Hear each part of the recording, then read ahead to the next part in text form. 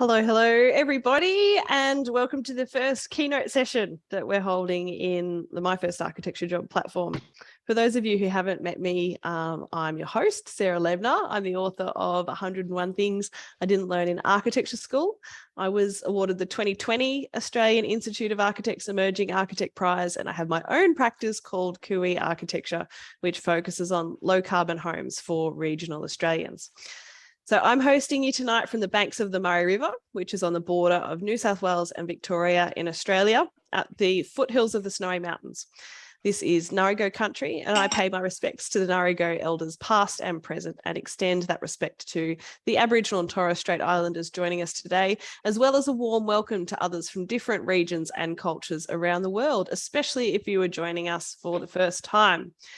So this session is a Zoom group event, so please do keep your camera on if it's convenient for you, so that we can feel like a friendly community rather than an audience of blank screens. And it's up to you whether you toggle between speaker view or room view or hybrid view. So there's a lot of controls here in Zoom where you can control that. This is our first public keynote session here in the My First Architecture Job platform, and these are going to be monthly. And we're kicking off with an annual event that I started for the first time last year, which is the Emerging Architects Forum.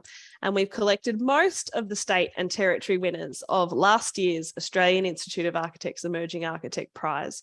And tonight we get to not only hear about each of their career paths and unique pursuits, but we get to join them in conversation with each other. So the guests we have with us tonight can give us a wave as we go round. We've got Dino Vrinios, the national winner, who's from South Australia. He's the managing director of Dust Studios. Luke Hayward won the international chapter prize. His practice is Atelier Luke. Alexander Symes is a New South Wales winner from Alexander Symes Architect. Emily Alston, Tasmania, associate at Core Collective.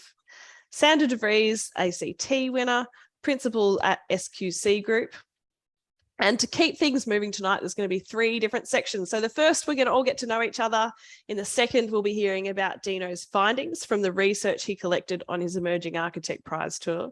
And in the final section, we're going to open up Q&A so that you guys all get a chance to have a chat with these finalists and the national winner and ask questions.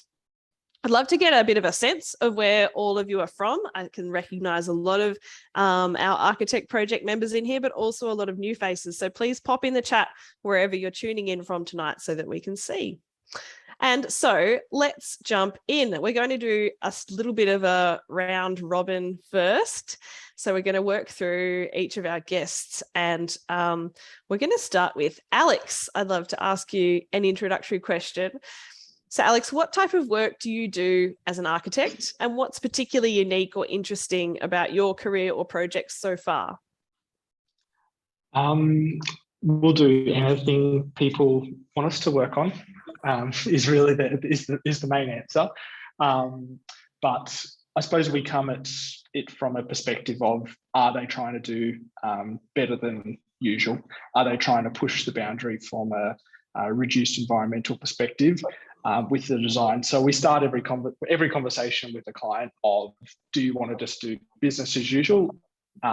If the answer is yes, we go, we might not be the right practice for you, because we're always trying to push to make any project we're doing sort of best practice and constantly be at that leading curve of the industry. So that's our ambition, and constantly trying to upskill and train and evolve our practices, I suppose, our ambition for the next however many years that we do practice. What's a little bit unique about me was I took a sidestep away from architecture in 2010 and went and worked for Arup in their building physics and sort of facade engineering team. So I developed, I suppose, a deep sort of understanding of the computational tools and the processes of how you actually quantify environmental performance. And then I left that in 2014 and have come back to set up ASA, and our mission is advancing sustainable architecture. So we have a great practice of 5 people, Hagen, Hamish, Hayden and Claudia, and yeah, we're working on some really exciting projects. Thanks, Alex. And I'm going to throw to Dino for a follow-up question. Yeah, hey mate, good to see you again. Good to see you too. I'm just curious if you want to share with everyone that's online, if there was any really profound learnings from having straddled being in that international engineering kind of environment, and is there any kind of nuggets that you've taken with you from that environment and brought to the scale and endeavor of type of work that you're doing now as an architect with your own practice? I found that having the name Arup meant you got into a lot of doors easier. And then once you come to people as a sole practitioner and say, I want to do some stuff, those doors are a lot less open. But what I really did learn there was that it's really about the story that you put together and making sure that you've got a good sort of multidisciplinary approach of the right technical experts to solve whatever is the issue, because I sort of believe there's nothing that's technically impossible. Everything's possible. It's just about having the right team and having the right motivations to achieve that end result. So it's about, I suppose, that total architecture, that multidisciplinary approach to look at what are the issues within a project and then find out what's the right steps to take to achieve it. So we obviously don't work at the same scale, but we are trying to implement that same holistic thinking about how we might solve the issues that we face in a practice. Awesome. Thanks, Alex and Dino. We're going to introduce Emily now. Emily, can you tell us what type of work do you do as an architect and what's particularly unique or interesting about your career and projects so far? Yeah, so thanks, Sarah. I'm as an architect, I work primarily in the area of sustainable design. However, in our practice, I wear the hat of pushing us towards multi-residential apartments, which we're getting into a lot more, as well as communal buildings. But make an important note that besides all the design stuff, I do a role in the office, which is more to do with pulling the team together in-house, strategic stuff around where we're headed in the office, all the business type of things with my director, and the less glamorous stuff like wrangling permits and consultants and, all that stuff. And I actually enjoy that. So that's part of my role in our office. I think what's unique about my career to date, I was thinking about this, for me, it's partly just being a bit of a very hardcore nerd and being very curious about lots of things. For some reason, I just can't not keep learning, and and I love that about architecture. So one particular thing I did back in 2020, I started following the trail of, trying to understand what the housing crisis is all about and how it's affecting Tasmania. And 2 years later, very long story short, I'm now working with the Hobart Women's Shelter, and it's a bit of a passion project turning into something a lot more real. And in the early days, it was confronting learning about the problems they were facing with women and children facing homelessness in Tasmania, which is they were turning away 8 out of 10 women, which was really bad due to a lack of accommodation. But now we're looking at solutions, getting funding and all the rest that goes with that. So so curiosity. Thanks, Emily. Thanks for sharing that. I'll throw to Alex for this follow-up question. Yeah, thanks, Emily. I was really interested in your sort of bio where it says that you help clients write their briefs and think big.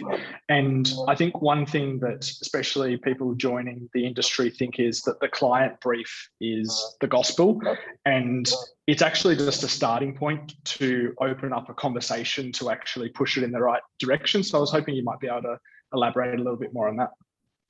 Yeah, briefing is an interesting one. I think, one thing I try to do with clients is to keep them away from what they want being specific things. I want, sure, they can say like maybe 2-bedroom house or something practical, but mostly it's more about trying to steer particularly that early conversation around how they want to live, or if it's not a house, how they want to use their building, what their challenges are that the building might be able to help them overcome. how to make life better. So, and like your point, Alex, it's a journey, and we reinforce that you don't write it and then we just deliver it. It's evolved over time, and we keep coming back to that document and keep touching base with the goals we established early on and checking the pulse on them. Awesome. Great. Thanks, Emily and Alex.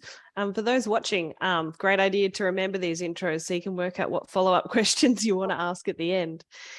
Sander, let's introduce you next. What type of work do you do as an architect, and what's unique and interesting? Right. Well, as an architect, I predominantly work in what we like to call community architecture.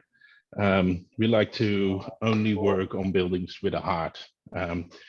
Something where we know the end user, and we can kind of work for them. So we do a lot of schools, community buildings, early learning centers, aged care, churches, hardly any residential, but a little bit that kind of commercial, fun, cuddly kind of buildings. That's what we like to do. And I think the kind of interesting thing about me is that together with my wife, we kind of developed our own philosophy around leadership. And we like to call it the no dickhead leadership. So it kind of goes around the fact that it's much more fun to be a nice person and to treat everybody nicely and respectfully and just have fun at work, because we spend so much time together. I don't want to have fights or misgivings or anything. So I tend to be very fair and reasonable, but I also always take a step back, and sometimes 10, and then do the right thing, because it's so easy as a leader to feel something negative, and I never want to bring that into my teams. I just want to keep it cuddly. Oh, that's so lovely, Sander. Emily, your follow-up question? Oh, that's awesome. I want to use the no dickhead approach in all my client interactions and consultant interactions from now on. Sander, I guess I'm just keen to hear a bit more about, like, what's the funnest part for you in the whole process? Maybe something stand out from a project that really delighted you and your clients or the building. To be honest, the thing that I like best is the things that happen afterwards. It's you think up a building, especially when you do schools or early learning centers, you think up a lot of things, and a lot of it is quite almost mathematical. But then at some stage it gets built, and then it's finished and it goes to the client. And I always try to make a point out of following up and getting back to the client or the end users and try to actually talk with them about the building and how they use it. And then sometimes I get to talk about my intention for a space or for a joinery piece or for even the pedagogy of what I had understood. And then sometimes it allows you to actually have a really great conversation, and then other times you learn that you did something totally wrong, and then you come back to where you are, where you were talking about always want to learn. I love to be told when I'm wrong. I love it also when I'm told that I was really right, but when I'm wrong, I can learn something. And so I really like that conversation where people come to you and say, okay, I love these parts of your building, absolutely hate it, that paint or that tile, and then we can do something with that, and that's fun. The other thing that I really enjoy is that interaction with the client throughout the whole process, and I always try to find not only the person that pays my bills, but also the people that actually have some investment in the project or the building. So yeah, that kind of interaction, I think that's where I really grow. Absolutely. Brilliant. Thanks, Emily and Sander. Luke, can we hear about your work as an architect and what's unique? Yeah, hi, my name's Luke. I've got a small practice, Atelier Luke. There's only 3 of us, and we do a little bit of domestic work, and we do a bit of rural work, which is quite interesting. It's all very small scale stuff to date, and we focus a lot on the craft and how buildings are put together. We're also just starting to do a bit of work on our first kind of public project at the moment, which is exciting.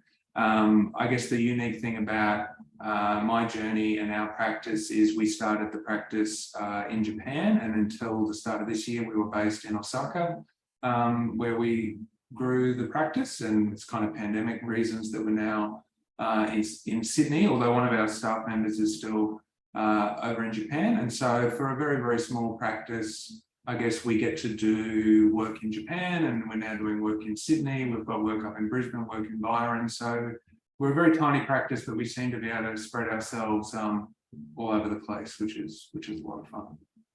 Oh, there's so many questions I think we could ask there about running an international practice. But Sandra, I'm going to throw to you for the follow-up.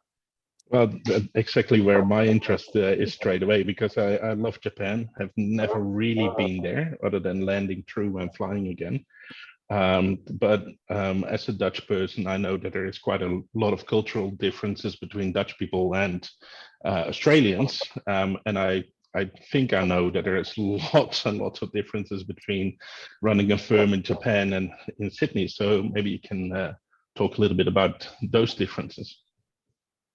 Yeah, well, there are a lot of differences, but I think the more that we work in different places, the more we discover that everyone is just a person at the end of the day. And I think, I mean, we don't call it a no dickheads policy, but we kind of try to adopt an approach where we're always there, I guess, to listen, especially when we're working in an unfamiliar cultural context. But that's also whenever you're working with the client, you're unfamiliar with their situation. So it's just an extension that when you're working in somewhere like Japan versus Sydney, is just being very open to things. We certainly find that trying to adopt a very collaborative process is good. In my experience, I have found that people are maybe a little bit more respectful of architects in Japan, which is sometimes nice. And we have a lot of fun working over there with the quality of a lot of the trades. Not to say that we don't have quality trades in Australia, but some things get done a little bit more easily over there, and with a few fewer labour hours. I don't know, I could go on forever about the differences, but those are a few little thoughts. Yeah. That's very fascinating. Thanks, Luke, and thanks, Sandra. All right, our last introduction. Dino, can you tell us about what you do? I do lots of things. Architecture is some of it. Yeah, so I have a practice that I run with my wife, Sarah. So that's kind of perhaps a unique thing as well, in that my business partner is also my wife. So we have managed to merge all of the things together quite seamlessly, and we are still married, so that's good. But yeah, I have a practice there called Das Studio. We've been around, well, nearly for 5 years since the conception of it. Sarah took the leap in 2017. I joined her 1 year later after walking away from, I guess, an opportunity to become a director of another large practice here in South Australia. And I guess I've worked on all kinds of project typologies since starting practicing in 2008, but I've developed a specialist expertise in prefabrication and modular construction. And that ultimately led to a significant opportunity and body of work to deliver using that approach to things. And so our practice grew from 4 to 16 in the space of 6 months just prior to COVID. And we're now a team of 20, multidisciplinary. So it's a bit of a mix of architecture, predominantly architecture, I suppose, in terms of the ratio of the team, but it's probably 12, 10 architecture, 6 interiors, a couple of administration staff, and also landscape architecture. So we are a multidisciplinary practice. So yeah, that's kind of the quick introduction as to what I do, but I also have ownership of a few other businesses as well across. They're architecture adjacent. One is a tourism business, one is a construction consultancy business, and we're in the process of establishing our own build to rent to own model here in South Australia as a starting point, with 2 projects currently in design for that, which is pretty exciting as well. So I suppose maybe the unique thing about me is that architecture wasn't necessarily the first place I started my professional life. I actually studied nanotechnology before I became an architect. I was supposed to be a scientist, but it became a scientist of buildings, I suppose, instead of little tiny atoms. What I do now is largely around the architecture of things, rather than exclusively the architecture of buildings. So actually shaping and modeling the systems for how we live, work, learn, and play. Awesome. Thanks, Dino. Luke, a follow-up question? Yeah, I've got a two-part question. The first part is, I guess, you looking at your website, there's so many different things that you're doing that you've just described. But I guess what's kind of the common kind of thread that ties them all together and makes them yours? And then the thing I'm really curious about, because I've got, you know, a 3-person practice, you've got a 20-person practice. As you grow a practice, how do you not lose, or how do you maintain that kind of identity in your work when you get bigger? Yeah, two good questions. Sarah's probably a better place to answer though. Not this Sarah, my Sarah. Sorry. Apologies if that gets confusing. I'll start with the cultural piece first, because I think that actually it talks to the first one as well. To be truthful, we in terms of how we maintain the culture, I suppose we're very lucky that a few things work in our favour. Both Sarah and I had been quite active in the profession for a pretty extended period of time prior to going out on our own. So we had, I guess, a reputational goodwill, if that makes sense. So when we took that leap and then the opportunities started to present themselves, it meant that the types of people that were attracted to come and work with us in this growth, like 6 months, growing from 4 to 16 people, we had a bit of a no dickheads policy as well, but fundamentally we were very careful about how we aligned with the people that joined the team, because it was a very different thing to how you would it's not normal to grow a practice that quickly. So we had to be really quite strategic about how we did that, and the right people that came into our environment, but there had to be a real clear alignment of values. So as a result of that, we've been pretty fortunate with, you know, our team, our retention through what was a pretty intensive period. You know, we grew to 16 and then it was March 2020. And of course, March 2020 meant that everyone had to go home. And I know we had it nowhere near as bad as our friends in Victoria and New South Wales in particular, but that was quite a challenging thing too. So it was really quite confronting to juggle how to maintain that culture. But because we were sort of starting from scratch, I suppose we leveraged the kind of, one, the alignment of values, but two, the newness of the whole thing. So there was actually a bit of a euphoria and excitement in that early phase, like a startup kind of tech sort of vibe, which actually kind of helped carry us through.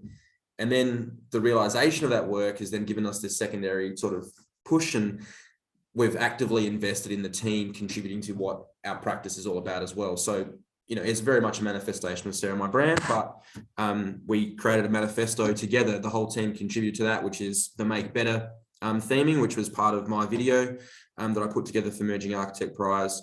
So to try and bring that to the first question about the common theme, I suppose, whether or not it's explicit or not, we really invest a lot of time in just creating better solutions for things and the idea of making better. We do that whether it be for a family in their individual home, or we do that through trying to transform what health in regional Australia looks like. So that is kind of the common theme. What that turns into as a built form or as a system is variable through the whole thing, but that kind of is the unifying thing that brings our team together and gets us up and about in the morning. Awesome. Great question, Luke. I really like that the part that you spoke about, Dina, about thinking about architecture more broadly than just for projects we're working on, you know, being an architect on the systems and the practice, which is a good segue into our next little chunk of time where Dina is going to share with us both the live survey that you did on the national tour. So some people might have done it already if they came to a in-chapter event, but we're going to quickly run through that again because it's interactive. And then Dina is going to excitingly share the results, which I'm quite keen to see and sort of see what came out of that. Yeah, sorry. Yeah, no, go for it, Dino. I might just preface just a bit of the background around why wellbeing is Hmm. such an important part of, I guess, this, having that really important platform of being the National Emerging Architect Prize winner. I was going to use that for all it's worth, and the well-being of the profession is something that's very important to me. A big part of why both Sarah and I decided to go out on our own to start DAS was that Sarah's was nowhere near as intensive as mine, but I did have a full-blown physical and mental breakdown in 2017. And so I really did think that there had to be a better way of how we work and operate, and wanted to create a practice environment that supports that type of workplace. And so as a result, I've been a really strong advocate for just talking plainly and openly about it, because I think that's been a big challenge with wellbeing in our profession, that it's been very much stigmatized, but I think it's becoming far more normal and part of everyday discussion within our professional realms around the impact of wellbeing. So that's the preface as to why we're doing it. And so what I'm going to do now is share my screen, and if you've got your phone in front of you, you'll be able to engage with us. We're actually going to do the survey, and then we'll consider the outcome of that, and then go back and look at what the results were nationally. And it's pretty confronting in some parts. It's I guess exciting in other parts and comforting, but yeah, very interesting. So I'll do that right now. I'll be really keen to see whether the results from this group forum are any different to the in-person events. So hopefully that's working for everyone. They've seen it on the Yes. screen. Yes, thanks, So Dino. I'll start that now. You should see how to start. But yes, hopefully if everyone's logged in, you can start to vote.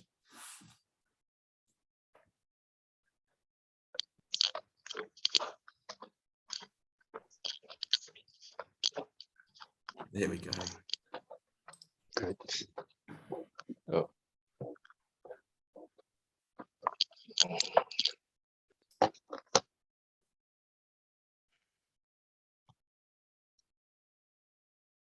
So there should be somewhere between 20 and 23 people responding if everyone is responding.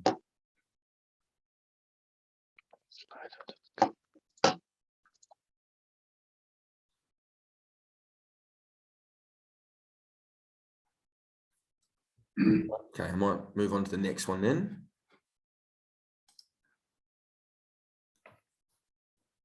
This was a very interesting part of what I learned coming out of my experience and then starting to practice, was that I was encouraged by the help that was assisting me through that time to actually just talk about it. And through doing that, it became apparent very quickly just how common some of the things that I was going through were with my colleagues, and not just within the architecture profession, but other professions that we work with as well.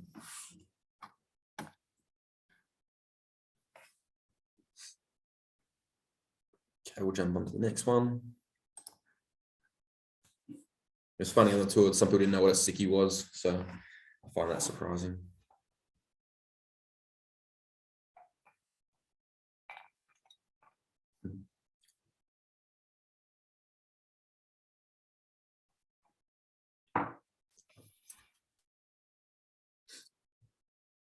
So for those who don't know what a sickie is, a sickie is pretty much when you just decide that you don't want to go to work and there's nothing particularly wrong with you. You just, yeah, play hooky for the day.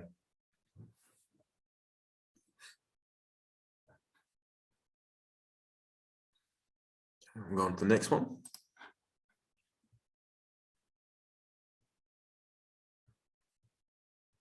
And some people have asked, what does it mean to say a mental health day? Well, I suppose it's when there's not necessarily anything physically wrong with you, although your mental health does have an impact on your physical well-being. It's just when either anxiety is overwhelming or you just can't seem to get out of bed and face the day. And yeah, you'll call in and say that you're sick when it's actually more to do with your mental health.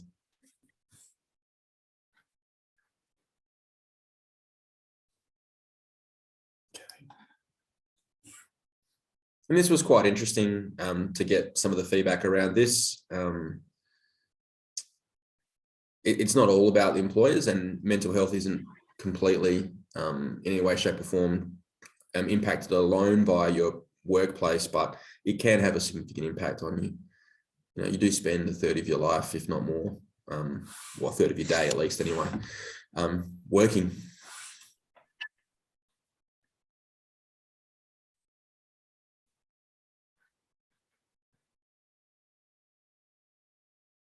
And it was a bit awkward I think, for some people, because perhaps some of their staff were actually in the audience when we did this talk.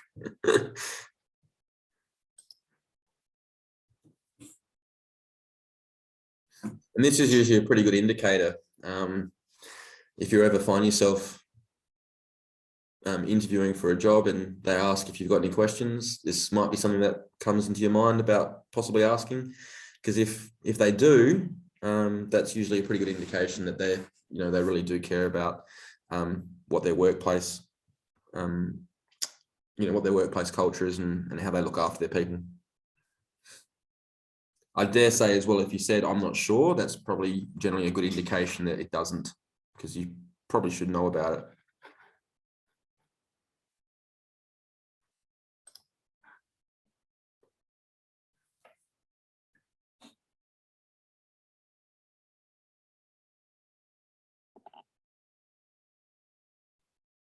And if there's anyone out there that's a student, I think you could quite easily substitute out employers with perhaps lecturers or tutors in terms of some of your thinking.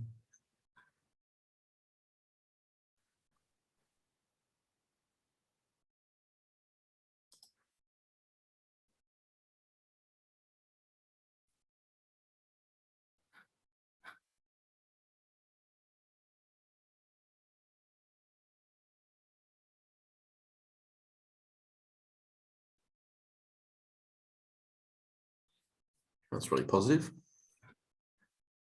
That's quite different to the general gist of the responses. Interesting. Because there's a bit of a misalignment there, or maybe there isn't, I'm not sure, maybe I'm overthinking it, but that sort of suggests that it's not necessary to have a mental health and wellbeing policy.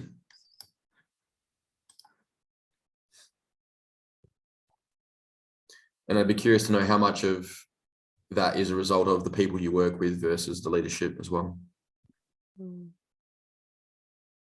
Because I know that I felt, a big part of where the anxiety came from was feeling like I might let down my teammates, my colleagues. And I know that a few people that have joined us, they've been really, really torn by, walking away from the projects they're working on because they do care so deeply about the work they do. I kind of feel like sometimes that might get exploited.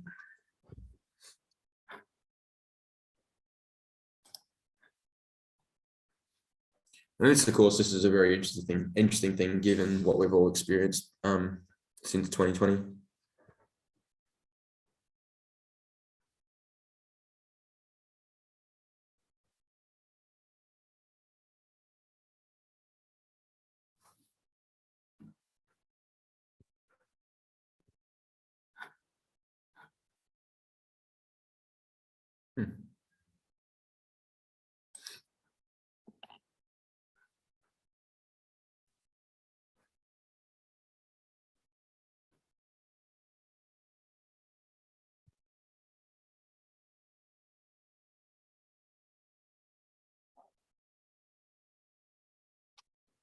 Dino, while we're going through, Ashley's asked, have any employers asked you for this survey so they can do an in-house check of how they think they're going? No one has. But I will say that there is a toolkit that's available on the ACA website that can be downloaded, which is a pretty good guide as to how you might go about setting up policies or what resources are available. These results are available, and maybe Sarah, you can, in terms of nationally, so that might be able to be distributed to everyone that's participating tonight. But there is also the amazing work that's being done by Naomi Steed and her cohort at Parla regarding this longitudinal study they're doing at the moment. They presented the results at conference earlier this year, and they, I think, revisit again in 3 years' time to see the difference. There was some articles in Architecture Australia recently as well. It's well worth digging that up because the stats in that are pretty remarkable. I think 2,000 people responded. That's a significant pool of people.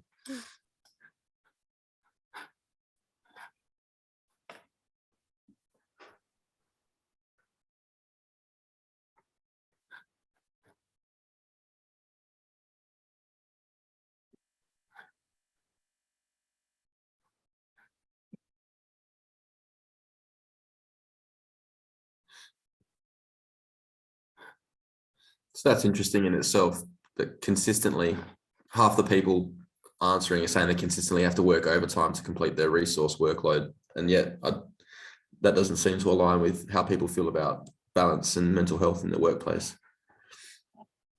Maybe that says a bit about how we think as architects professionally. Hmm.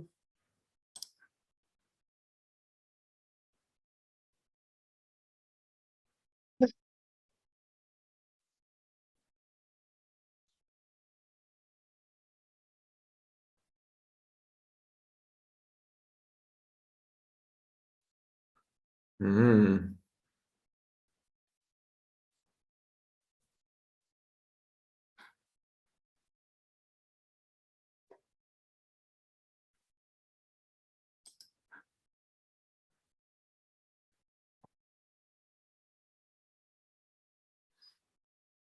How are we going for time, Sarah? Do we have to go through a bit quicker? No, we're going great.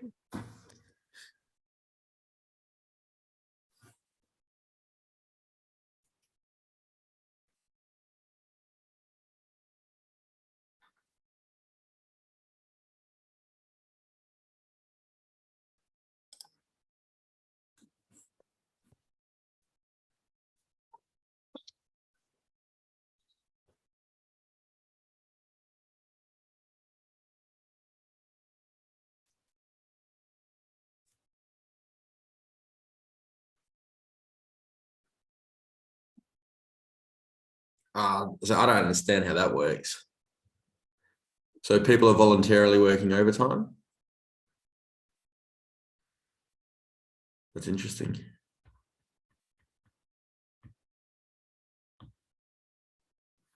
Hmm.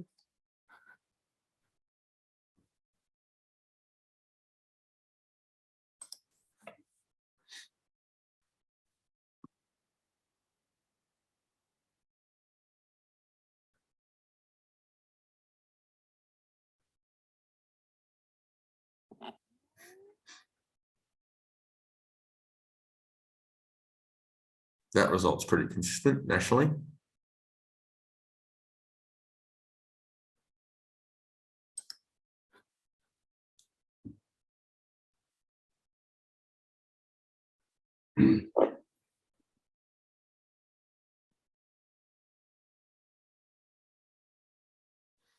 From what I understand, it's getting better. But again, that result's pretty consistent nationally.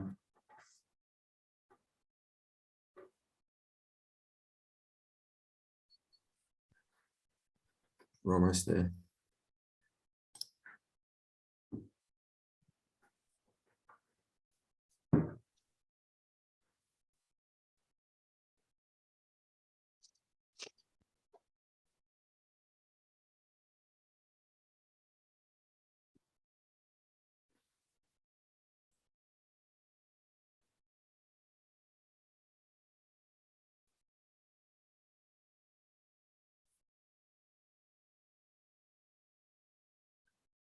Yeah, that's it. Hang in there. It's not all that bad. It's changing and it is getting better.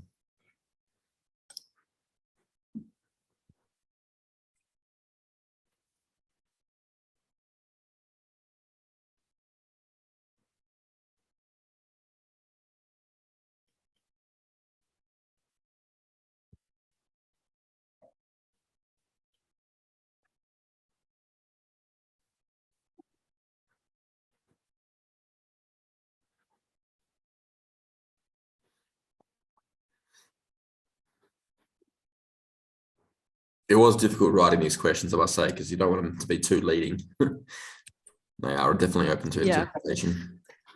Writing surveys is actually really challenging, but I think you've done a good job. Yeah, well, I can't claim myself. I did it. We sat down with Imagine here in SA. Ah, nice. So there was a collective that contributed to it.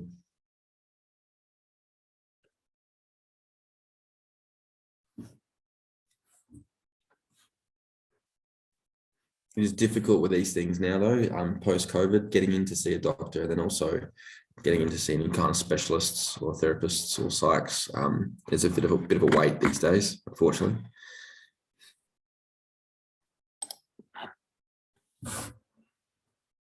And this was always the most important question for me. Because if they say yes, well, then that means that this has achieved something. If,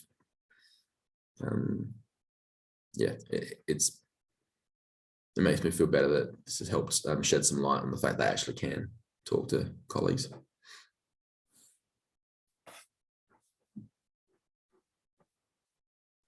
Yeah, Phillips just commented that COVID allowed everyone to get 10 sessions with a therapist, which was really helpful.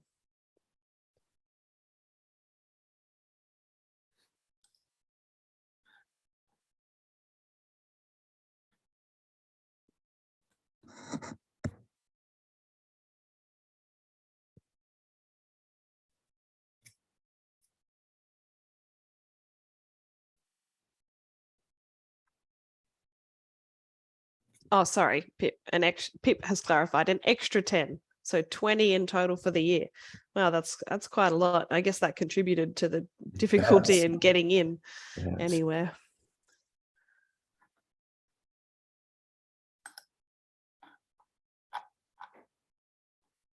I think that was the last one. Okay.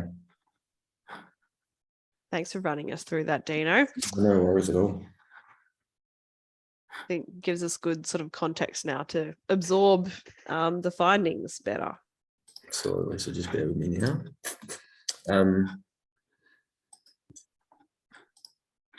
So bear with me.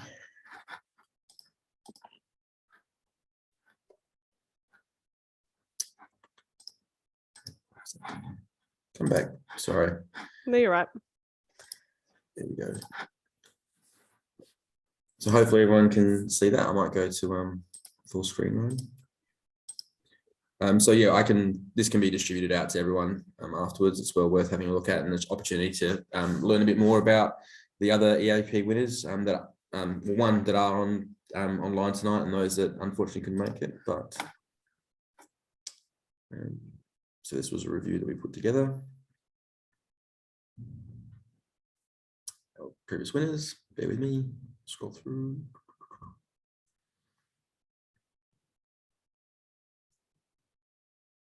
Okay. There we go. Sorry about that. So this was the number of respondents in the talks that I delivered around the country. And these were the kind of results that we saw. And so what's highlighted in the grey box was sort of seen to be the majority response, or the highest response throughout. So everyone was feeling pretty good. So that's good. I guess it's pretty good that generally people felt that, you know, they were comfortable talking about their mental health and well-being. Pretty consistently, that everyone takes a day off here or there where they need to. But also that seemingly there was the need to take a sick day that was actually a mental health day. I think some of the interesting results here are also to keep an eye on Melbourne, which is kind of interesting, albeit that it wasn't a huge sample in terms of, I think it's 20 people that responded, but Melbourne in particular was something I took a lot away from that, just understanding how difficult that period had been for them with the lockdowns.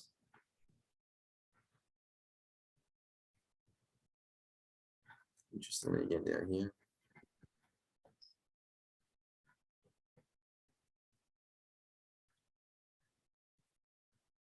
Pretty split across the board, generally.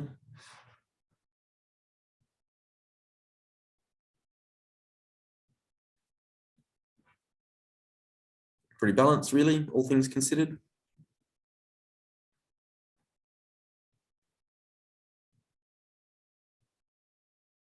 So again, this was that point I made, that people were sort of generally saying that there was a positive culture towards mental health and wellbeing, and yet people feel like they're forced to work overtime, they're under-resourced. Yeah. When we did a similar sort of thing for gender equity, Dino, it was the exact same thing. Everyone thought they were doing things right and that things were great at their firm. But when you look at the actual policies and, you know, what's on paper, it doesn't back it up.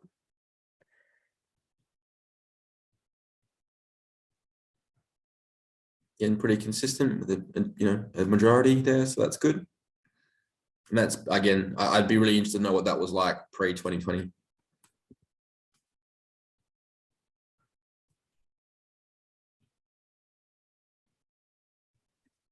Generally, it's seemingly that there's a bit of a, it's not too bad that, not everyone feels like they always have to be available. I think it's fair to say that at times, sometimes you do. I don't think that's unreasonable, that there are periods of intensity and maybe you need to help out. But yeah, good to see that most people thought there were boundaries.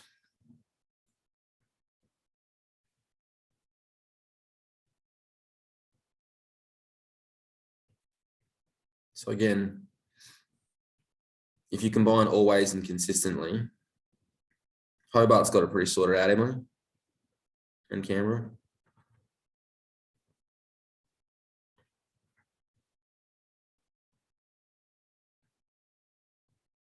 And the other thing that's interesting too, when you consider that in Adelaide, there was 110 respondents. So that is actually quite an interesting data set as well.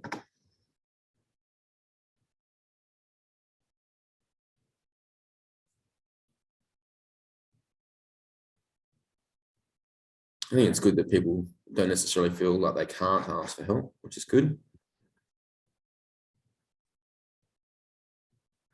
And this was, I guess, good.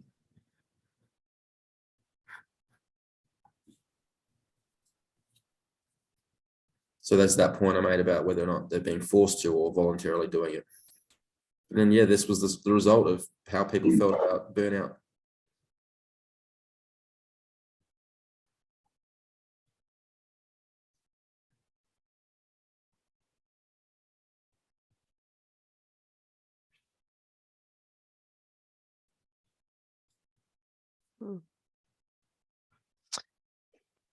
Canberra Uni, geez. Yeah, I saw that too, Sarah.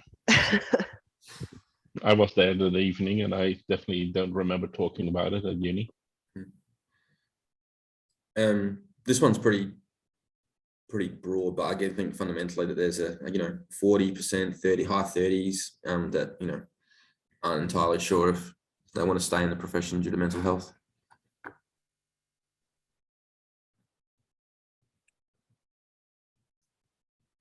And this is a little bit of a loaded question because, I mean, who does really know? But, it does maybe shed some light on what the university experience is like and how realistic it is in terms of what that environment is like and what it's like in reality.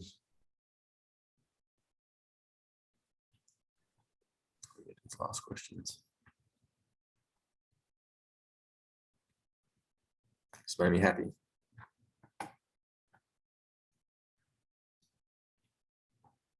As to this.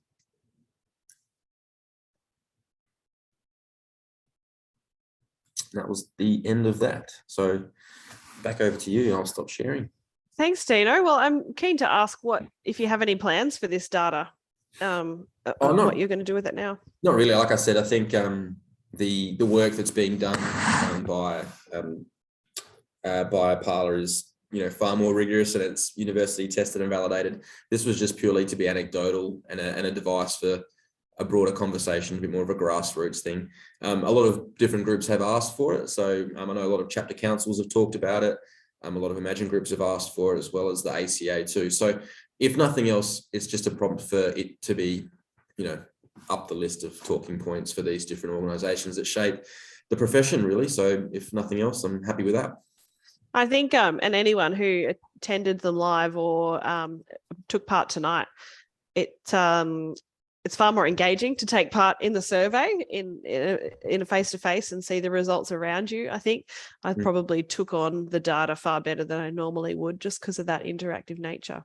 I think that was one of the key points, Sarah. Sorry, just to put in that it was also about making people in that moment feel comfortable because it's anonymous, that you can kind of just in that moment what instinctively comes to you, and then you find that actually maybe there's a lot of people that feel like me, because I know that's a big part of where the anxiety comes from in a lot of ways too, that you feel like you're doing something wrong or there's something particularly bad about what your situation is, but there's a fair few people also carrying that around with them. I think particularly probably the biggest takeaway I took from your results across the country was the consistency with people having thought about leaving the profession. And I think a lot of us relate because when we feel really unique when we're talking to someone else who's thought about leaving the profession, but actually we're a profession of people that have thought about leaving the profession, which is really interesting. Yeah.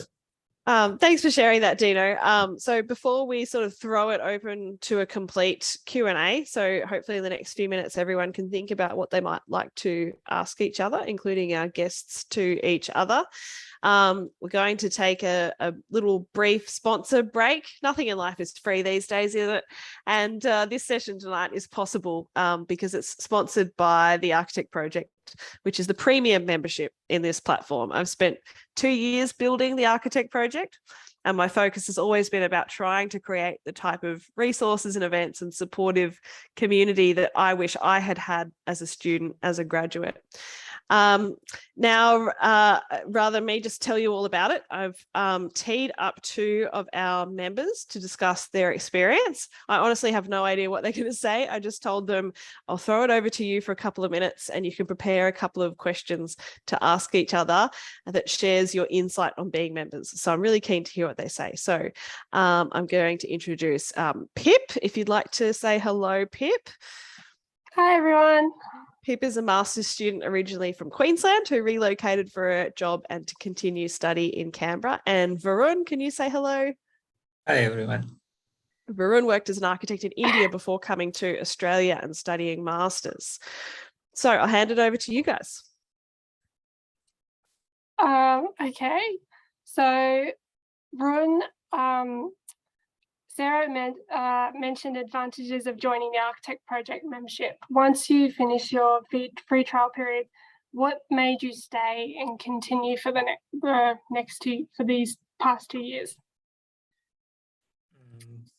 Being an international student and moving to different country, experiencing different culture, it in itself is like a huge challenge and like a different experience. But being part of our architectural fraternity here and understanding how the industry works and like even to understand what the course is about, it was very difficult in the starting. So I had to engage myself with the peers and have more discussions, either one-on-one or ask more questions. That's how I discovered Sarah's book, which was like a starting point for any question regarding Australian architecture industry. So it was very helpful. But once I joined every Wednesday, it was so fascinating to meet new like architects and be part of the sessions. So I always have at least 1 or 2 questions to ask them so that I learn more and more about it. So just learning every week and being part of the community, even engaging in person.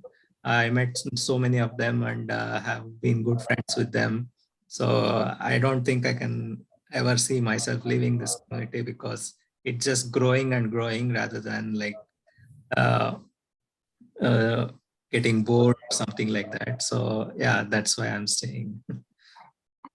So Awesome. Yeah.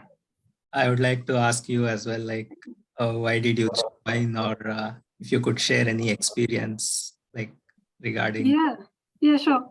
So when I joined the Architect Project, I was living in regional Queensland and I got my first job in an architecture practice, and it was a really small practice, so there were only 4 of us.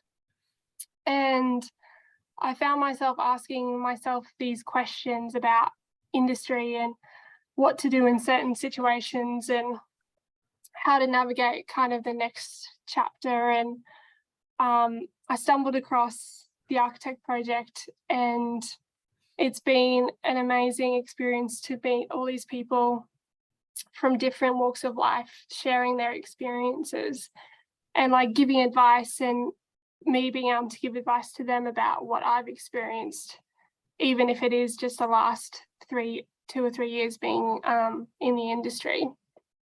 And like having that camaraderie and connection with people from all over Australia and internationally has just been an amazing amazing thing to be part of. So yeah, I'm really excited for what the Architect Project is going to do next. Thanks, you two. You make me very proud. And for anyone here that might be interested in seeing what it is like inside the Architect Project, you can go to groups in the navigation bar and select the Architect Project, and you can come in for a whole fortnight and you can look through as much of the content as you want, access the archives. There's 52 guest sessions with different architects we've had from around Australia. And attend a few events. If anyone does sign up though, make sure you do it on either a web browser or an Android app. Don't use iOS, it charges you an extra fee, which is a real pain. And something I'd like to ask people in the chat is what would you like to talk about, or who would you like to have in these monthly sessions coming up? This is the first one that we've had. I've got some ideas for the next two, but if anyone has any suggestions, please pop them in the chat.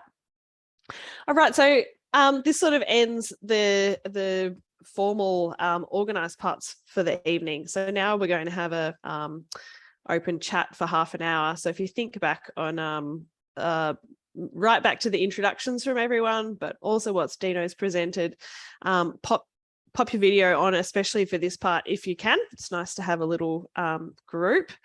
And usual format, you can either just raise your hand. I'm looking at everyone so I can see you, or you can use the raise hand function and it will come up and I will know to throw to you. Varun, I noticed you had a comment about the questions, how they were formatted, and a comment about your experience compared to India. Did you want to say that back to Dino, or as either a comment or a question? I even attended Dino's tour in Melbourne. So I was just in a very bad workplace at that time. Even with so much experience, I have never come across such a workplace. And even if I share it to someone, everyone were like, this is really bad. So having that talk on that day was really helpful. So thank you for that and taking that initiative to speak up. But thinking back, even to comprehend all these questions in India, it's not possible because mental health is a very taboo topic there. And I think industry as a whole needs to learn a lot. Very few percentage of firms where like directors would have studied abroad and come back and set up a firm or something like that. They have that open-mindedness, but otherwise it's expected us to compulsorily work extra hours no matter what. So having that mindset, it needs to go a long way, but I'm very happy that now I have a different workplace and it's going well. So thank you. No, absolute pleasure, mate. That makes me really happy to hear that. So thank you. It is awesome. We've all been happy for you in the Architect Project, Dino. Varun, just looking at Dino. Any other questions, let me know.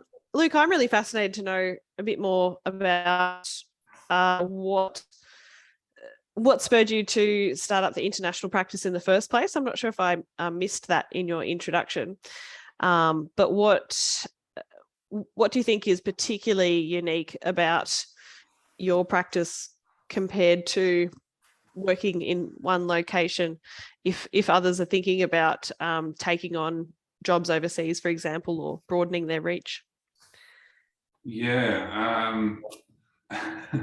I mean, the practice kind of started overseas almost through failure, interestingly. So my wife is from Japan originally, and so we'd always lived in Australia, and then at some point we decided, let's go and live over in Japan for a little while. And I kind of thought, well, got a bit of experience under my belt, I should be able to get a job. And the work culture kind of ties back into the theme some of the other discussion tonight, but the work culture in Japan is really terrible for architects. And there was an expectation at every job I was offered to either work for nothing or close to nothing and work 7 days a week, blah, blah, blah. I'd kind of had enough of that kind of lifestyle, having worked for many years in Australia. And so just kind of started doing little bits and pieces for friends and family. And then eventually we picked up a job in Japan and just kind of kept at it. So it was kind of a matter of I was sick of working for nothing. I could work for myself for nothing. And then many years of work later and doing, I mean, sometimes you just got to do what you got to do to survive. I taught English to kindergartners for a few years on the side to bills. Like, so it's certainly not a glamorous story. And yeah, sometimes you just kind of get propelled along by things that happen to you. But I've been very fortunate that, you know, luck, I think everyone needs to recognize that luck plays a good role in success. And so we've had some good luck with the practice and had some good opportunities come along, but it's certainly been just a lot of hard work. And we're now kind of at the point where, you know, we have that momentum. So I don't know if that answers the question, but that's kind of a big story. Look, I think we've all experienced luck. I'm also a big believer that you do things to create opportunities for luck, or you do things to help certain doors open. So maybe this is a question to all of the guests tonight. Are there any particular tips you have for emerging architects to create those settings for opportunities and what we might think of as luck to come into your career? Yeah, Sander. I always think that the opportunities come to you if you're open for it. So like that positive kind of feeling. If you're willing to take on little things and pieces within your work, within your life, the opportunities start coming. And I'm like, I don't want to sound like one of those European weirdos that only talk about positivity, but I do really believe in it. Like, if you keep yourself open for an opportunity, the opportunity will come to you.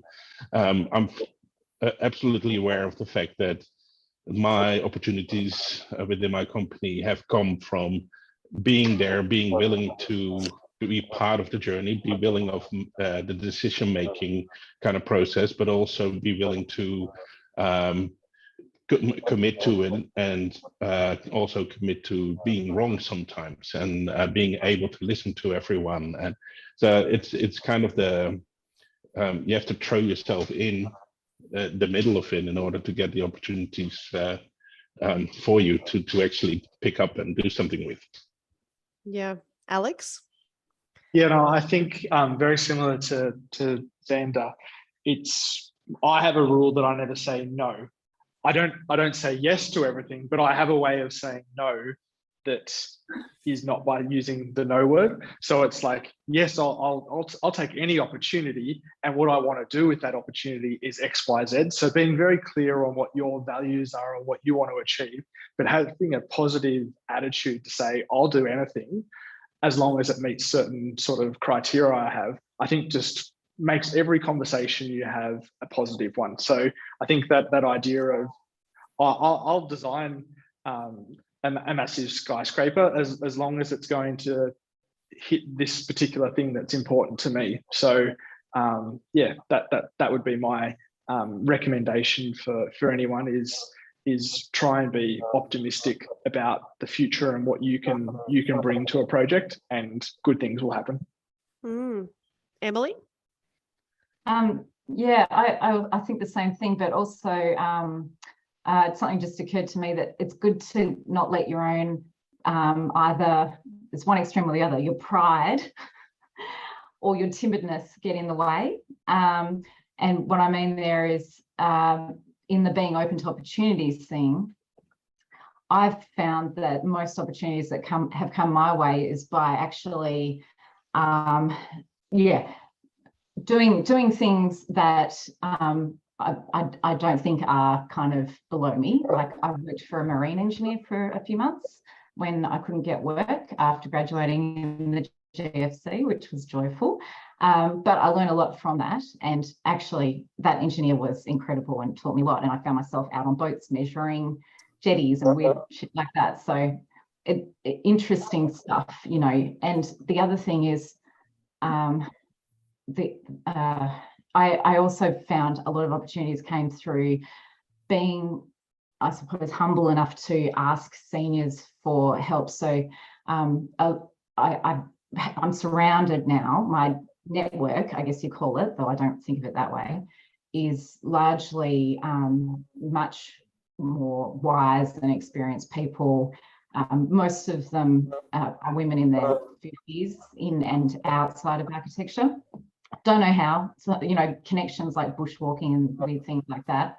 But I think just being kind of open to learning from your seniors is actually awesome. And you'd just be surprised what people are so generous to give you and offer. Sometimes it's about finding the right questions to ask, isn't it? To sort of unlock the knowledge from those around us. John, I'm not sure if you're able to pop your mic on to ask this question. Yep, okay.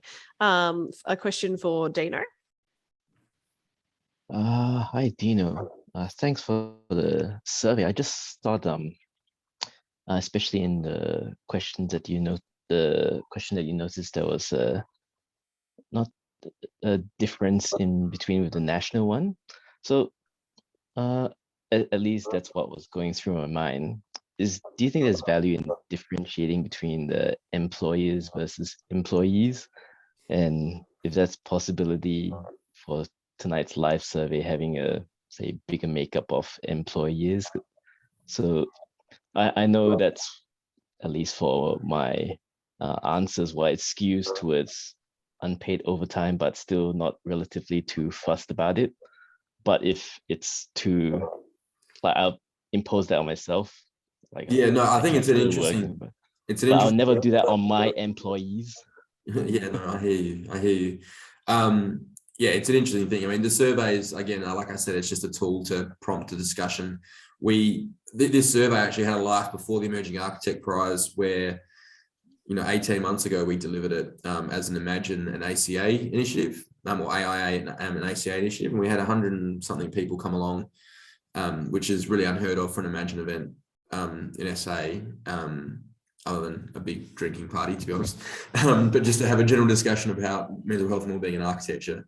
And it was always envisaged to be a two-part exercise, because we knew that we needed to have, you know, the bottom-up conversations. We then had a second event, and this was an ACA-led initiative, of course, as well. And ACA is geared more around servicing the business owners, the practice owners, the profession, rather than the profession as a thing in terms of a craft. I'll be honest with this group, because I feel like I can be. One, the uptake of that attendance number. So we had only 30 people come to the event that was geared more around employers. So the speakers we had, everything was geared up more around employers. So there just generally wasn't the same level of engagement, which I think in itself is telling. And it is challenging. I'm an employer as well, right? So if my staff see me working overtime, like, we work really hard to sort of say, this is our business, it's different for us. We're making that decision, it's on us. But we don't have any expectation on our staff as well. So I think, to your point, yes, there would be some skewing. Like, if I've got 20 of my staff going along, and I'd like to think they answer positively as well. I'll never know, but that, you know, they're sticking around, so hopefully that bodes well. But I think, to try and answer your question, yes, there's a skewing, and I think that it just, for mine, what I've experienced the last 2 years is it reinforces that there needs to be a discussion with the leadership in the profession more and more. Because I think what they'll find is, if they don't start thinking about these things, and they won't have any employees to inherit their businesses or buy them off them in the future. So just like housing affordability, business affordability will be the same thing too. So there'll be a revolt, which I think is already kind of happening, to be honest. Thanks, John. I was wondering the same thing. Pip, would you like to ask your question? Yeah, I just have a comment about that because, like, for me, I think it starts a lot at university level. So, like, having a conversation about the culture, like our studio culture at universities, because sometimes it can be quite toxic and like competitive in a negative way. So having a conversation starting at the university level would be quite interesting to hear people's responses and how they actually feel, if they can actually continue right from the start and to actually go into practice. Sander? Hi, Pip. I actually tried that a couple of times already because I'm with you. I think that the badge of honor of pulling an all-nighter is very much the gateway into doing overtime at an office. If it is normal at uni, why wouldn't you do overtime in a studio? Yes, so I have tried. Normally, tutors are totally accepting the fact that yes, overnight is not a good idea. Professors, however, and lecturers never really share that, because for them, design is almighty and they will never give in on it. So I find it really hard, and I keep raising that issue continuously until maybe they kind of start seeing the light. But yeah, I agree with you though. Yeah, it continues. It starts a behaviour that people continue into practice. And, you know, lecturers and tutors haven't really had that conversation and kind of encouraging people to take the time for themselves. Obviously, as you said, they kind of say design is king and needs to take over every part of your life, which isn't healthy. When I first started at UC, it's funny because you're at UC, Pip, and making these comments, and UC had the worst statistics on talking about it on Dino's survey. But when I started the year before, a guy had actually died driving to UC, an architecture student, you know, after being up all night, driving the next day somewhere. I think he was, you know, coming into school. And so they gave our year a really good talking about it, but then nothing else changed. So that particularly fascinates me about Canberra, and I think you should forward Dino's results to someone there at the uni. Yeah. Craig, you had a question? Yeah, I've got lots of questions, but I've got Japanese questions, I've got passive design questions, but I'll ask Dino. Thanks for your honesty tonight, Dino. But I'd like to ask if you've got any specific strategies or tactics you use to keep on top of your mental health. And I ask that in relation to you've had your breakdown, and now you've got employing 20 people, and you've got 3 different arms to your business. So I wonder how you cope. I had that exact question asked me this morning, actually, which is, so I should have a pre-prepared answer. There's a couple of things I'll say. I have definitely had to train myself around understanding the indicators. What I find is that when I'm not motivated or energized, that's usually a pretty good starting sign that maybe I'm going to have a bit of a wobbly patch, if that makes sense, because it's an ongoing thing you have to manage. So I'll be really clear about that. For me, when I'm learning and when I'm excited about new things, that's kind of my secret sauce to life, which probably says why I do lots of different things. So there's that. The reality is I'm medicated as well. That's been part of the management strategy. I talk about it openly with my team, and they're very supportive collectively. Like, I feel like we're a bit of a hospice in some regards, because I think everyone that has joined us has had, you know, they're a bit broken as well. So it's just always really quite great when you get maybe a hand on your shoulder when someone doesn't have to say anything, but they kind of know you're having a bit of a funky period. And so that's really important too, having that culture. to the point about how do I do all these extra things and get so busy and manage all of that, what I would say is that the deployment of your energy in terms of, if you consider like a pie, when you are your own employer, is very different to when you are working in, you know, a practice as an employee. So what I found is I was trying to do all these things when I was working for someone else, but the ability to make decisions and manage the complexities of moving things forward within a construct that wasn't of my own making meant that I expended more and more energy. Now that same amount of energy is deployed completely differently because I have largely, it's not a complete benevolent dictatorship, but I have the ability to make decisions quickly. And with my wife, of course, as being my business partner, so that's a pretty special relationship that we have. And again, the culture in the team has meant that they all get excited about a lot of the same sort of things as well. So it's a really crafted environment, if that makes sense. Yeah. Luke, did you want to add on to that one? Yeah, I mean, I've just been reflecting on a few of the things that have been mentioned tonight, and they keep coming back to this same theme. I mean, certainly thinking about the student experience and the culture, and then how that leads into the workplace culture. But I'm also kind of interested, and it was reflected in the survey that, you know, people were kind of happy at work, and they were doing overtime. Like, there were just a few contradictions in there. And I just wonder about the role at a high level of the industry, and especially how it relates. I'm not explaining this very well, but this also connects to the point that was made earlier about trying to take every opportunity. And I sometimes feel that pressure to take every opportunity, to say yes, and I'm trying to train myself actually now to say no all the time, inevitably means that you're taking on kind of opportunities that are actually really bad for you. And as an industry, I feel like we're continually giving ourselves away for nothing. And now as an employer and a practice, someone running a practice, there's always people that want your work for nothing. And if you take that opportunity on, that's a negative opportunity, that inevitably trickles down to your employees that then have a horrible workplace culture, because the only way to get the work done and remain profitable is to get everyone to work for nothing doing unpaid overtime. Do you think there are some connections here? Nailed it in one, my friend. Absolutely, that's exactly the case.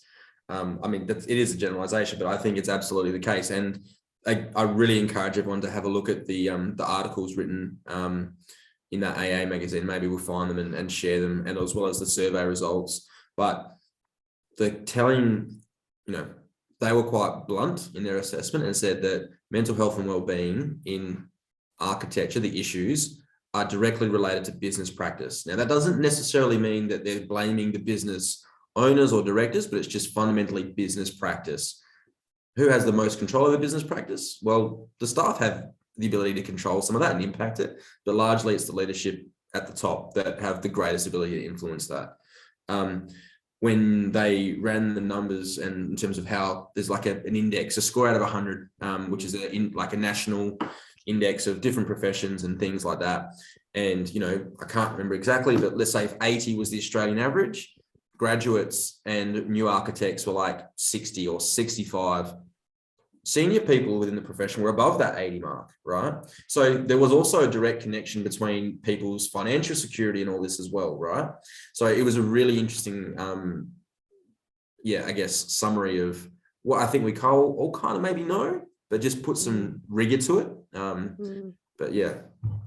Yeah, the comparison that Naomi presented, as you say, to the general population, I think all of us were there at the conference when she presented it. That was what got me, because you sometimes wonder if it's just like, are we just whinging to ourselves? Like, is everyone like this? You know, are we no different to anyone? And that was just the statistics right in our face. It was like, no, we have a reason to be worried about this. I wanted to change direction slightly and go back to your question, Callum, because that was a great question. Sorry, I couldn't get the mic to turn on. Yeah, another one for Dino. It's kind of, if you can maybe summarize in, you know, one point, like what's one thing that as early career designers and architects we could kind of do to change the culture of our workplaces?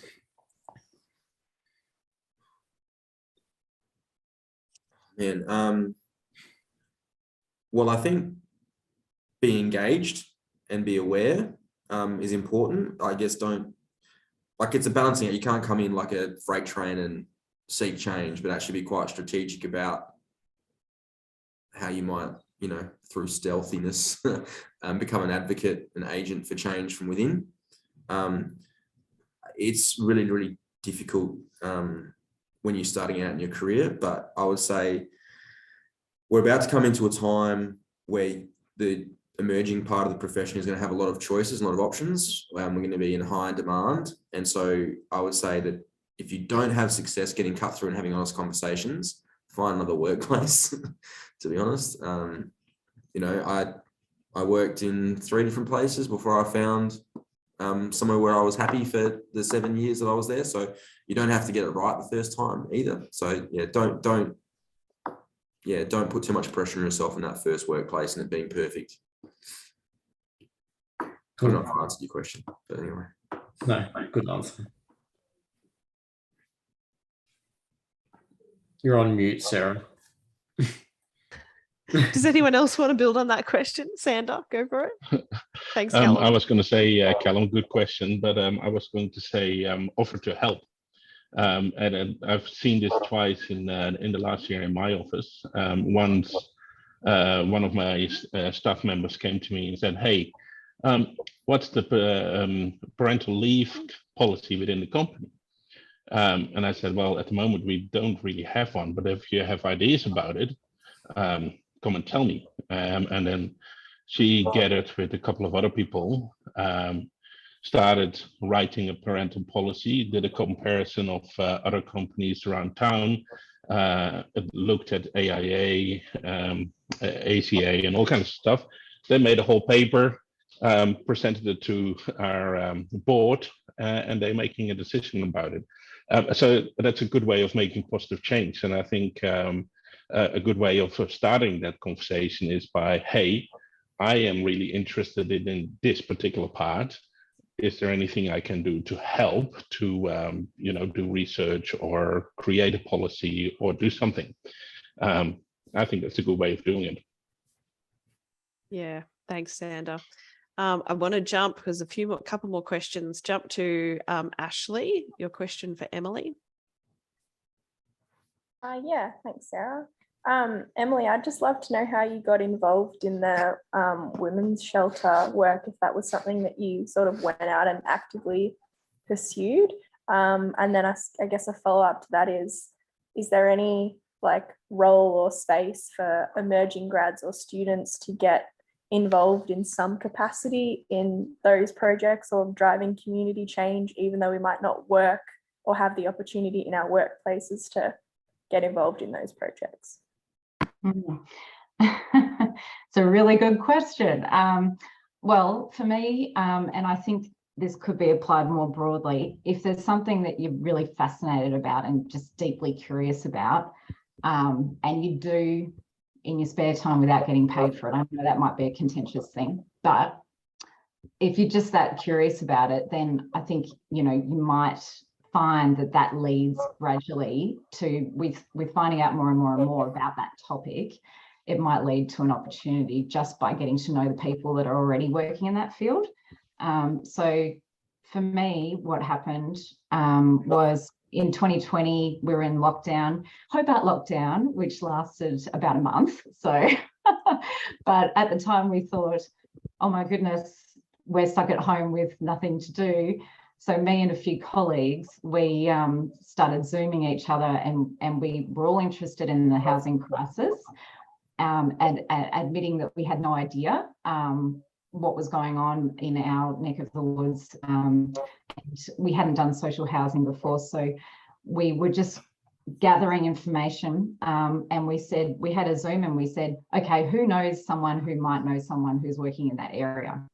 And we just randomly, through very loose connections, discovered that I knew a professor of social housing through a friend of a friend. My colleague knew an economics economist, sorry, who was working in the rental affordability scheme and things like that in Tassie. Someone else knew Rob Pradlin from Housing Australian by someone else. So we just reached out, and these people incredibly, also probably because they were in lockdown and had spare time, accepted our invite to have a quick chat. And I mean, in hindsight, you know, we recorded these Zoom sessions. It's so embarrassing. I've watched a few, but we were just like, we know nothing. Tell us what you know, please. And I know you can do that with watching a lecture, but it's different engaging and chatting to that person. And then chances are they'll say, you need to also talk to this person. Anyway, I was doing this stuff, and indirectly, I was chatting with a lady who happens to be a human rights lawyer, and she was a friend of my husband's.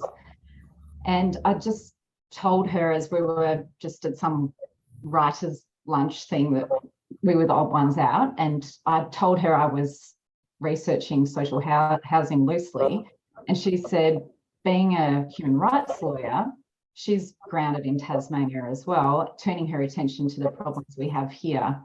What she's interested in is justice for domestic violence victims. So she was working in that very specific area, but she was quite quickly coming to the conclusion that housing was the missing part of the problem. So she and I both approached the Hobart Women's Shelter together and said, what's going on? We don't hear anything about this. Do you know how big the problem is? And they were stressed out of their minds and turning away people for lack of accommodation, but they didn't know their numbers. So Kate helped them gradually to get their data together, to start recording how many people they were turning away. And it all gradually kind of rolled from there. So I was just on my weekends and in spare time having chats with them, providing pro bono, but eventually we got engaged as a practice more officially and came up with solutions. So I'd just say, I know that that's a huge stroke of luck, but when you start talking passionately about the thing that you're really interested in, I think you find that people will reciprocate, and these opportunities, these strokes of luck might just happen gradually. I think it's really interesting to paint the scenario, Emily, of how these kind of projects come about, because I think a lot of these projects come about sort of serendipitously and through our connections. Philippe, you had your hand up. Did you still want to ask the last question for the night? Yeah, sorry. This is more related to both yourself and Dino regarding architecture and entrepreneurship. As architects, we're very proud people. We live, we breathe everything we do. I find it difficult to step away from that to jump into other areas that I want to explore. You know, how do you almost break away from architecture to try other things while still, you know, create this sort of, how Dina mentioned, the architecture of life opposed to just an architectural project. It's I find it difficult to navigate away from the scene, given how busy we all are with everyday work, and the idea of just not saying no at the office. You know, how do you sort of break away and explore those other parts of life, and how does that affect it, change your relationship with architecture as a whole, stepping away from it, you know, in the short-term periods? Yeah, I mean, I think firstly, it's important to say that I always try to not pressure people to feel like they need to do all these extra things, sort of in the talking about tonight. So sort of twofolds to your question as well. Like, I don't think people should feel like they have to be doing other outside of architecture or entrepreneurial things. And I'd be keen to, I think probably Dino will agree that it's, I think for myself and Dino, it's just an unstoppable force. You know, I can try and focus on one thing, just architecture, but it's just not who I am. I would always be coming up with different things to do. So it's always been a bit of a drive. In terms of how if you have established that you do want to do something and how you actually manage it, that's probably the trickier part of the question. Yeah, I'd love to hear your thoughts, Dino. I think it was more as well just. Oh, you're on mute, Dino. I think it's also an excuse to sort of break away from, you know, the 9 to 5. I sort of find myself coming home and continuously doing that, and by the end of the week you're exhausted, just all day everyday architecture, you need other outlets to sort of re-energize your week, I guess, is what interests me, I guess. And for me, it was about having something that was my own as well. That's why I started my first architecture job in the book, because I was in a workplace where we didn't do overtime. So I did sort of have some other extra time, and I just had this burning desire to have something of my own on the side. And that's where that sort of started. Yeah, awesome. I can answer that question for Philip whenever he wants, because he's got my phone number and he can give me a call. and Philip and I catch up every now and then. And sorry, we haven't organised the time for this week, mate. I want Alex Symes to answer this, because Alex has done that a little bit himself as well. So I'd love to get Alex in the conversation. Some advice around the serendipity, and I think Emily's story is a great one. It resonated with me, and it's. I mean, for your benefit, Emily, I'm now doing a domestic violence project in Sydney. That came out of me in my talk in Sydney. So someone was there and said, "Oh, we should do a thing." And I'm like, "Yep, okay." So that's kind of cool. That's awesome. Read budgets that the government put out. Where the money goes, there's opportunity. So that would be some of my advice if you want to do something that's for not for profits or things like that. Like, there's always opportunities there and initiatives that are coming up, particularly from a social agenda kind of perspective. The New South Wales government is spending $500 million on domestic violence initiatives over the next 3 to 5 years. So that's something that could be insightful. But Alex, I want Alex to answer about the juggling the entrepreneurship. Thanks, Dino. You're welcome, mate. For those who don't know, I had a bit of an unsuccessful and also successful sort of departure into setting up some startups. One was Big World Homes and another one was People Parkers. And the Big World Homes one, my advice would be, if you're going to go and be entrepreneurship, sort of make sure you have a really robust business model as much as possible, and don't finance the whole thing yourself. Find shared partners to bring in and share that risk, and don't go yourself fully in, because I went myself fully in and it put me in a bit of a stressful situation for quite some time. So Big World Homes sort of fell over, but I think there's opportunities for the learnings from that to develop into other entrepreneurial opportunities. People Parkers, I did share that risk with multiple parties. So Branka Yarrick, who's a colleague of Dino's, or they still studied together, and Chris Spann. And so we developed up a business plan for that. It was a very different scale of a business, but recently that's been sold on to another party. So it was not necessarily breaking the world in terms of financial success, but that idea of making sure you've got a very understood market that you can sell to, and that the business plan, so that whatever you are doing has a good chance of financial success, as opposed to just sometimes architects, and myself in particular with Big World Homes, I sort of went, okay, what's the altruistic idea that we're trying to achieve, and just went fully into it, as opposed to thinking of it, if you are going to be entrepreneurial, it needs to be about how you sustainably make the business work in the long term. So make sure you reach out to people, get advice of how to set that up and set the business up for success, because if you don't think about how you're going to make money in the long term and pay people, then it's just an academic exercise. I think most things, like any idea you can come up with, you can connect somehow with people who have done something similar before.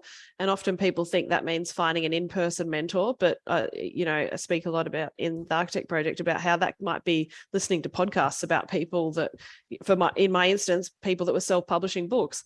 Or finding other forums online where people have started similar businesses to what you're doing, and you can tap into their knowledge, and that drastically increases or unlocks your knowledge on how to approach something. We thanks everyone.